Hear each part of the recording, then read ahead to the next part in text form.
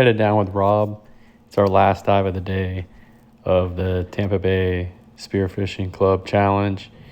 So we're finishing up this tournament at 7 o'clock, and we're diving the R.J. Thompson, which is a large wreck off of Clearwater. We just needed to pick up some CUDA to close out our 6th category. There are 7 categories. We'd already closed out 5 and just trying to get into the 6th. Didn't quite work out how we were hoping for, but just wanted to put the video up.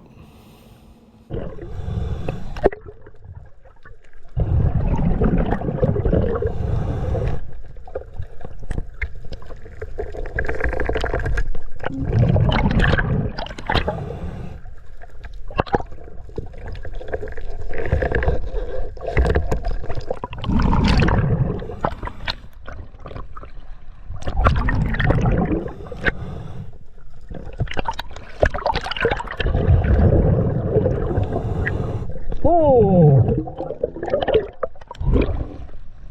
I got a hammerhead on me.